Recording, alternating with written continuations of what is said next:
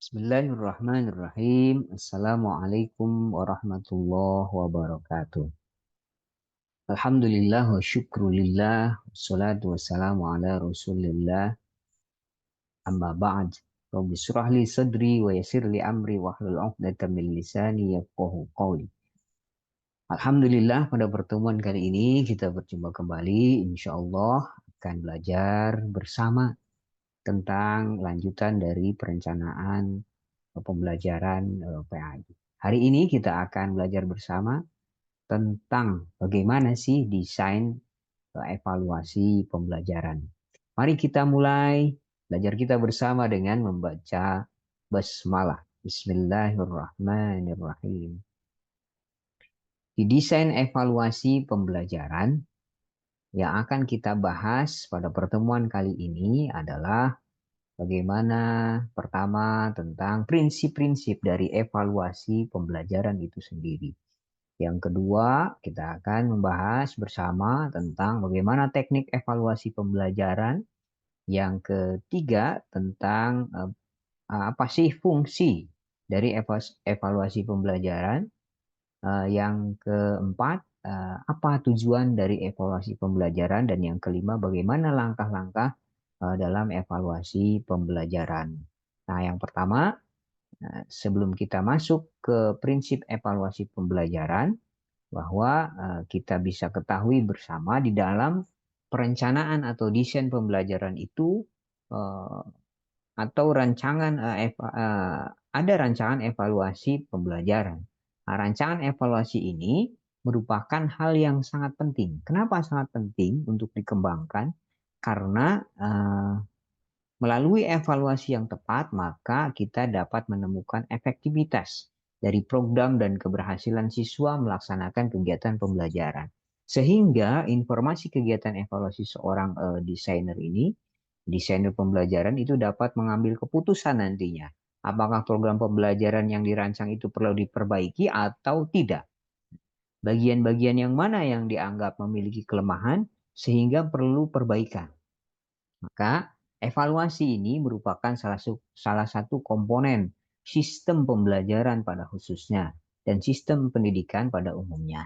Nah, evaluasi kalau kita lihat menurut Kamus Besar Bahasa Indonesia itu merupakan penilaian. Sedangkan menurut istilah evaluasi itu adalah suatu tindakan untuk menentukan nilai dari sesuatu.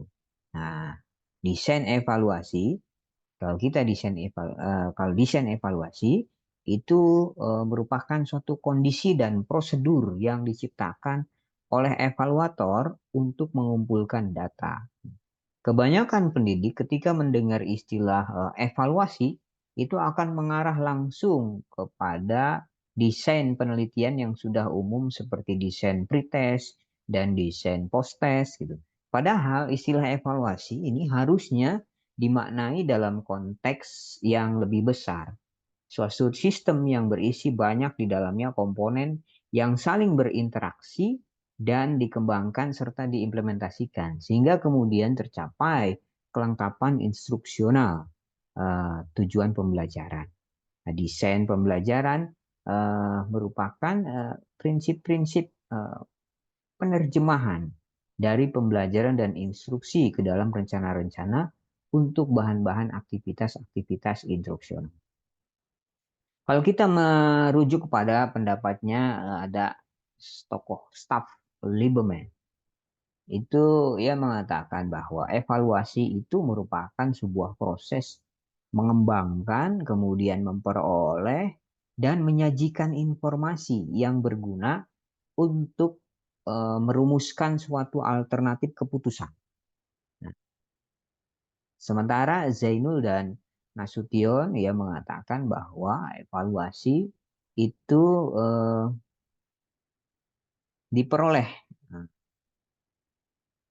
dari proses pengambilan keputusan menggunakan informasi yang diperoleh melalui pengukuran hasil belajar, baik menggunakan instrumen tes ataupun yang non-tes.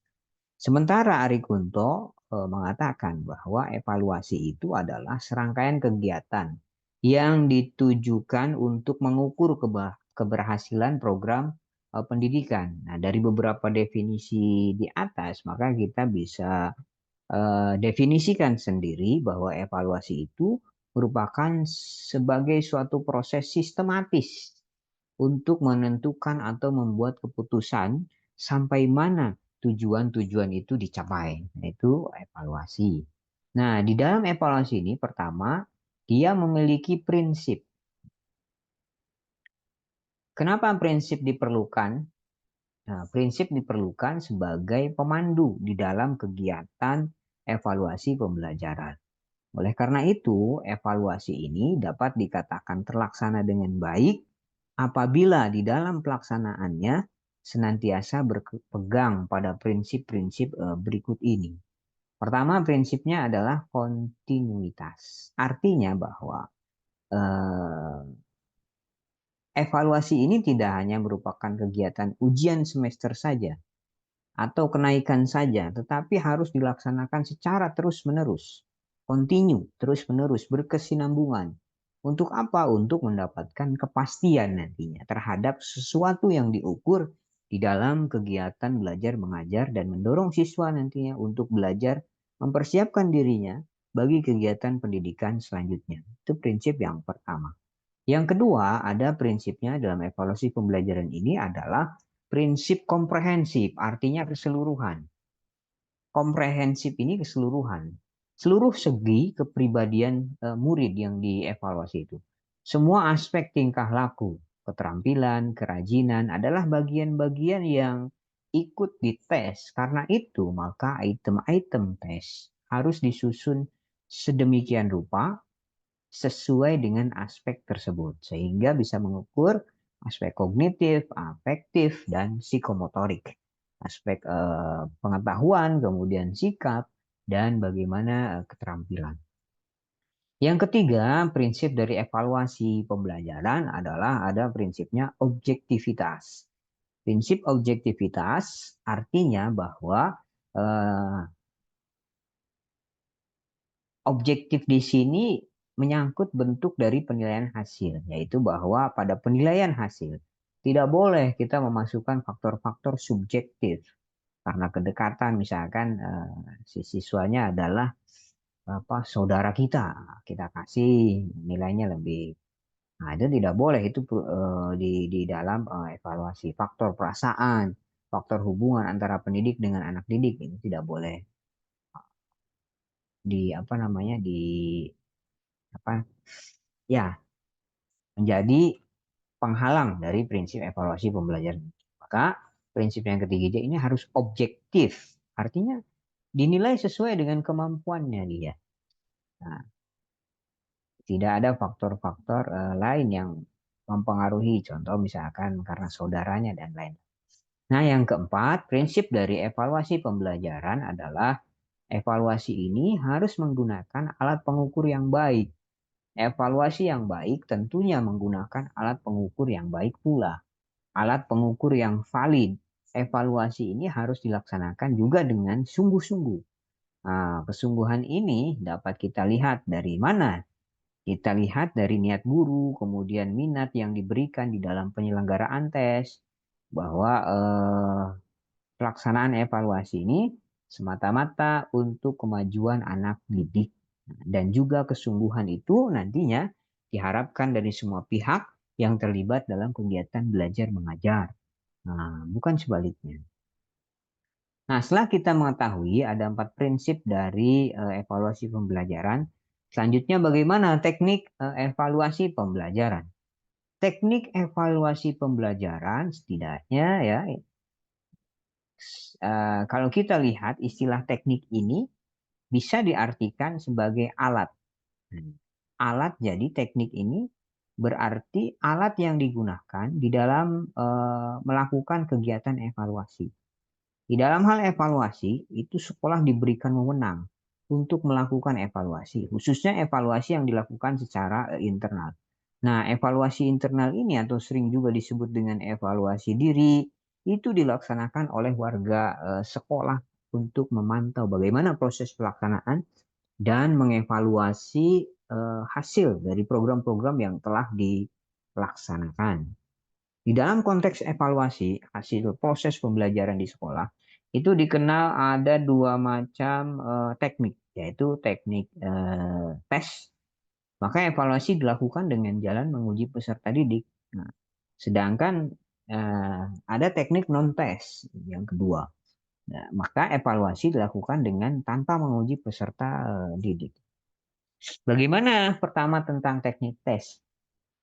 Nah, teknik tes ini adalah alat atau prosedur yang dipergunakan di dalam rangka pengukuran dan penelitian di bidang pendidikan yang berbentuknya pemberian tugas atau serangkaian tugas, baik yang berupa pertanyaan-pertanyaan atau perintah-perintah oleh tes sehingga dapat dihasilkan nilai yang melambangkan tingkah laku dengan nilai-nilai yang dicapai oleh tes lainnya atau dibandingkan dengan nilai standar tertentu.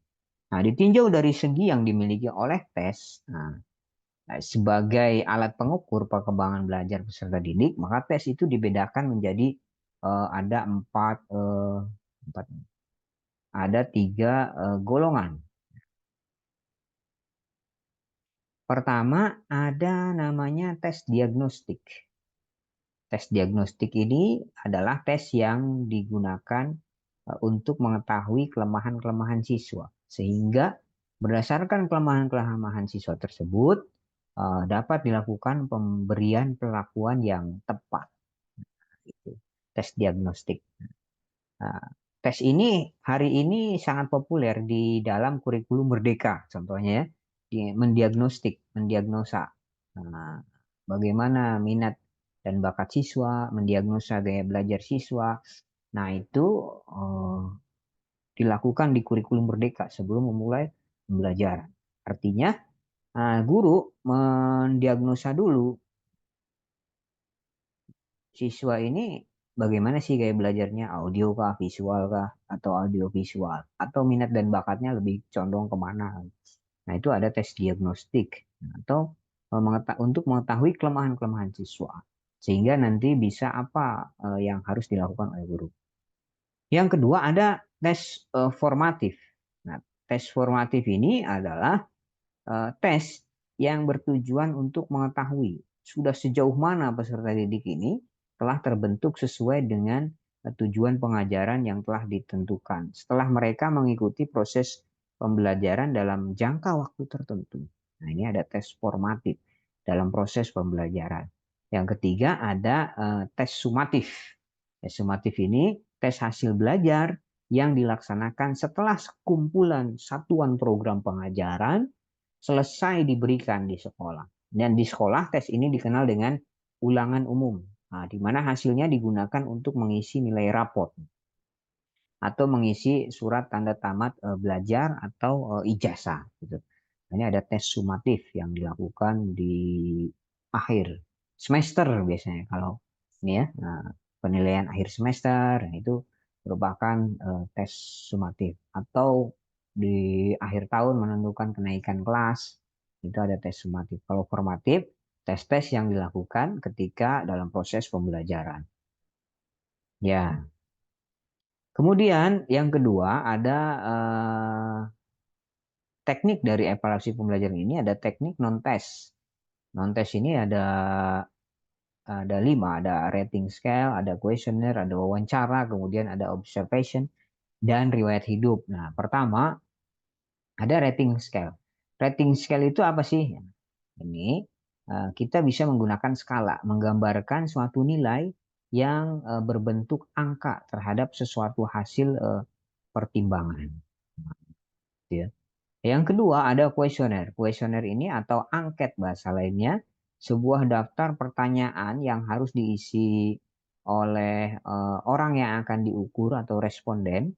Daftar cocok atau checklist, yaitu deretan pernyataan di mana responden yang dievaluasi tinggal membubuhkan tanda cocok di tempat yang sudah disediakan.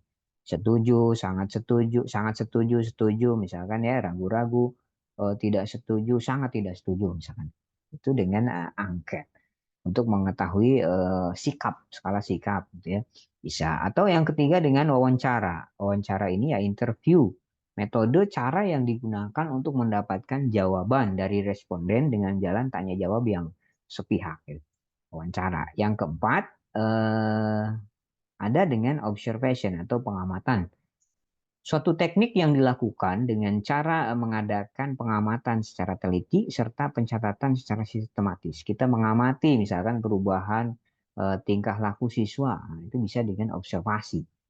Yang kelima, yang non-tes ini, teknik evaluasi pembelajaran bisa dengan riwayat hidup. Bisa kita dari riwayat hidup, bagaimana gambaran tentang keadaan seseorang selama dan masa kehidupannya. Nah, itu bisa kita evaluasi dari itu. Nah, setelah kita mengetahui bagaimana teknik evaluasi dari pembelajaran, selanjutnya kita akan bahas tentang fungsi evaluasi pembelajaran. Fungsinya apa sih evaluasi pembelajaran ini? Karena evaluasi ini merupakan proses yang sangat penting di dalam kegiatan pendidikan formal. Kenapa demikian sangat penting evaluasi ini? Bagi guru, evaluasi ini bisa menentukan efektivitas kinerjanya selama ini. Sedangkan bagi pengembang kurikulum nantinya, ini evaluasi itu dapat memberikan informasi untuk perbaikan kurikulum yang sedang berjalan. Nah, evaluasi sering dianggap sebagai salah satu hal yang menakutkan bagi siswa. Ulangan, wah, sudah bahasa siswa kan ulangan. Wah, sudah takut itu ya. Karena memang melalui kegiatan evaluasi dapat ditentukan nasib siswa dalam proses pembelajaran selanjutnya. Anggapan semacam ini memang harus diluruskan. Harus diluruskan anggapan seperti ini.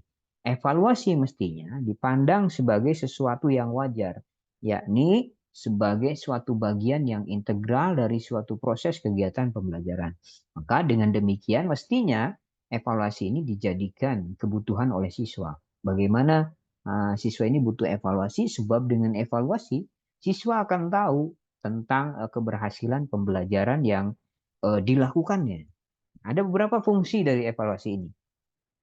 Tidaknya ada 5 kalau kita merujuk pada bukunya Zainal Arifin tentang evaluasi pembelajaran. Pertama, evaluasi itu merupakan alat yang penting sebagai umpan balik bagi siswa. Nah, melalui evaluasi, maka siswa akan mendapatkan informasi tentang bagaimana efektivitas pembelajaran yang dilakukannya. Nah, dari hasil evaluasi siswa ini akan dapat menentukan harus bagaimana proses pembelajaran yang harus dilakukannya ke depannya. Apa saja yang harus diperbaiki. Nah, ini yang pertama. Yang kedua, fungsi dari evaluasi pembelajaran ini adalah untuk alat mengetahui bagaimana ketercapaian siswa dalam menguasai tujuan yang telah ditentukan. Ini bagi guru. Nah, selanjutnya yang ketiga, fungsinya adalah bagaimana evaluasi ini dapat memberikan informasi untuk mengembangkan program kurikulum. Informasi ini sangat dibutuhkan baik bagi guru maupun pengembangan kurikulum, khususnya untuk pengembangan proses selanjutnya. Dan yang keempat, fungsinya adalah berguna untuk para pengembang kurikulum, khususnya dalam menentukan kejelasan tujuan khusus yang ingin dicapai. Nanti tujuannya apa yang ingin dicapai. Dan yang kelima, bahwa evaluasi ini berfungsi sebagai umpan balik untuk semua pihak yang berkepentingan di sekolah. Bagaimana menentukan kebijakan-kebijakan selanjutnya, apa saja yang harus diperbaiki, apa saja yang harus ditambahkan, apa yang harus dilanjutkan. Nah, ini ya. Nah, di fungsi pertama, kalau kita lihat dalam evaluasi, dilakukan kegiatan pengukuran. Ada measurement. Mengukur itu membandingkan sesuatu dengan atau dasar ukuran tertentu. Itulah sebabnya biasanya pengukuran ini bersifat kuantitatif dan berhubungan dengan angka-angka. Misalnya mengukur kebajuan belajar peserta didik dalam upaya mengisi nilai raport yang dilakukan dengan menguji peserta didik dalam bentuk teks. Itu. Kemudian di fungsi kedua, sebagai ketercapaian siswa dalam tujuan pembelajaran, di dalam evaluasi dilakukan kegiatan penelitian. Nah, menilai sendiri mengandung makna bagaimana mengambil suatu keputusan terhadap sesuatu dengan mendasarkan diri atau berpegang pada ukuran baik atau buruk, pandai atau kurang pandai, dan sebagainya. Nah, kegiatan penilaian ini itu merupakan kegiatan yang dilakukan sesudah guru melakukan kegiatan pengukuran. Contoh, setelah hasil ujian itu diketahui, hasil ujian peserta didik diketahui dalam bentuk skor, nah kemudian guru ini menilai apakah semua peserta didiknya sudah mencapai ketentuan dalam pencapaian kompetensinya atau belum. Nah, hasil pengukuran peserta didik ini pada kegiatan evaluasi ini, nah, kemudian dijadikan sebagai bahan untuk menentukan kebijakan oleh guru terkait dengan kepentingan pendidik peserta didiknya. Misal, peserta didik naik kelas atau tidak lulus sekolah atau tidak. Nah, selain itu, hasil evaluasi ini juga dapat digunakan sebagai kebijakan untuk menentukan tindakan selanjutnya dalam proses pembelajaran. Nah, inilah yang dimaksud dengan evaluasi berfungsi untuk menentukan sesuatu kebijakan. Nah, dengan demikian, maka evaluasi pembelajaran ini sebenarnya tidak sekedar menilai hasil belajar saja, nah, peserta didik ya, tetapi juga pengukuran dan penilaian terhadap berbagai hal yang mempengaruhi proses pembelajaran, seperti materi pembelajarannya, penggunaan strategi pembelajaran, media pembelajarannya, sumber belajarnya, dan lain sebagainya. Sudah mendukung atau belum. Tetapi pada umumnya, evaluasi pembelajaran ini lebih difokuskan pada upaya menentukan hasil belajar peserta didik melalui kegiatan pengukuran dan penilaian. Nah, setelah kita tahu inilah fungsi-fungsi dari evaluasi, nah bagaimana dengan tujuan evaluasi pembelajaran? Untuk apa sih tujuannya? Nah, tadi sudah disinggung sedikit bagaimana tujuan ini dari evaluasi pembelajaran. Kalau kita klasifikasikan, ada dua tujuan dari evaluasi pembelajaran ini. Ada tujuan umum, ada tujuan khusus. Pertama, tujuan umumnya adalah bagaimana mengumpulkan data yang akan dijadikan sebagai bukti mengenai taraf perkembangan atau kemajuan yang dialami siswa dalam mencapai tujuan yang telah ditentukan. Yang kedua, memungkinkan para pendidik di dalam menilai aktivitas atau pengalaman mengajar yang telah dilaksanakan.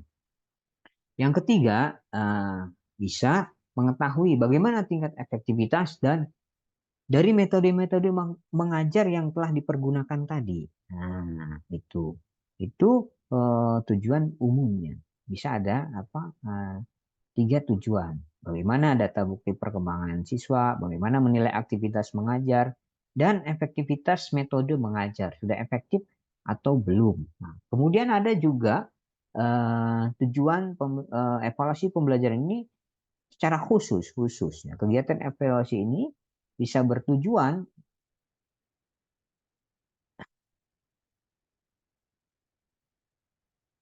ada tujuan pertamanya merangsang kegiatan siswa dalam menempuh program pendidikan. Artinya tanpa adanya evaluasi, ya, maka tidak akan menimbulkan kegiatan pada diri siswa untuk meningkatkan dan memperbaiki. Itu. Yang kedua, dengan evaluasi ini tujuannya bisa mencari dan menentukan faktor-faktor apa saja yang menjadi penyebab keberhasilan atau kegagalan siswa dalam mengikuti program pendidikan. Yang ketiga, tujuan khususnya itu bisa memberikan bimbingan yang sesuai dengan kebutuhan perkembangan dan bakat siswa yang bersangkutan. Dari evaluasi ini, kita bisa nanti memberikan bimbingan yang sesuai dengan kebutuhan perkembangan dan bakat siswa yang bersangkutan. Yang keempat, bisa tujuannya sebagai bahan laporan tentang bagaimana perkembangan siswa yang diperlukan oleh orang tua dan lembaga. Yang kelima, tujuan khususnya memperbaiki mutu proses pembelajaran. Sudah baik belum proses pembelajarannya? Apa yang harus ditingkatkan dan apa yang harus diperbaiki? Nah, gitu ya. Nah, ini tujuan-tujuan dari evaluasi pembelajaran. Setelah kita mengetahui tujuan dari evaluasi pembelajaran ini, ada juga selanjutnya makna evaluasi. Makna evaluasi pembelajaran. Maknanya, nah ini ada tiga. Makna bagi siswa, bagi pendidik atau guru, juga makna bagi sekolah. Maknanya apa sih? Nah, maknanya pertama bagi siswa,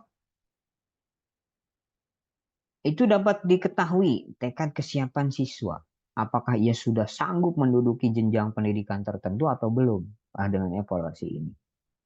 Sudah siap naik kelas atau belum. Gitu. Nah, yang kedua, dapat mengetahui sejauh mana hasil yang telah dicapainya dalam mengikuti pembelajaran yang telah diberikan oleh pendidik. Yang kedua, kemudian maknanya bagi pendidik, bagaimana pendidik ini atau guru ini dapat mengetahui para siswa yang berhak melanjutkan pelajarannya dan siswa yang harus mengikuti apa namanya pengayaan, nah, remedial dan pengayaan. Harus mendapatkan bimbingan yang lebih. Gitu. Yang kedua, makna bagi pendidik ini, pendidik dapat mengetahui apakah materi yang diajarkan itu sudah tepat belum bagi siswa. Sehingga ia dapat mengadakan perubahan pada pelajaran yang akan datang. Dan yang ketiga, makna bagi pendidik ini, pendidik akan mengetahui apakah metode yang digunakan ini sudah tepat atau belum. Sudah tepat, dilanjutkan, kalau belum ya diperbaiki menggunakan metode-metode yang tepat sesuai dengan tujuan yang ingin dicapai. Yang ketiga, makna bagi sekolah. Bagi sekolah dapat menjadi cermin dari kualitas suatu sekolah dengan mengetahui apakah kondisi belajar sudah sesuai atau tidak. Itu. Yang kedua, dapat dijadikan sebagai bahan pertimbangan bagi perencanaan sekolah untuk masa yang akan datang. Misalkan ada misalkan di media pembelajaran yang kurang, maka sekolah mensupport itu, berikan proyektor atau media-media lain bagi guru, nah itu harus disupport. Nah, dan selanjutnya yang ketiga bisa menjadi pedoman bagi sekolah mengenai aktivitas yang dilaksanakannya, apakah sudah memenuhi standar atau belum. Aktivitas di sekolahnya sudah memenuhi standar atau belum sesuai dengan kurikulum yang digulirkan oleh pemerintah atau belum. Misalkan kalau sekarang kan kurikulum Merdeka yang menitik beratkan pada apa minat dan bakat siswa gitu kan.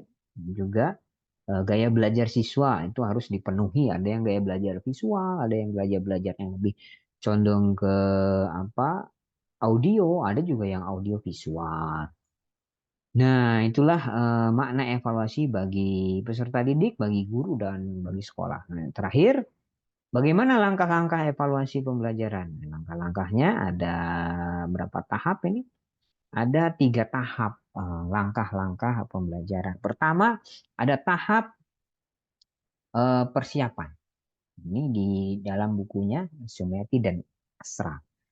Persiapan pada tahap persiapan ini bahan yang diperlukan untuk menyusun evaluasi dihimpun. Bahan-bahan tersebut ada antara lain sebagai berikut. Pertama, kompetensi dasar beserta indikator pencapaian kompetensi tersebut.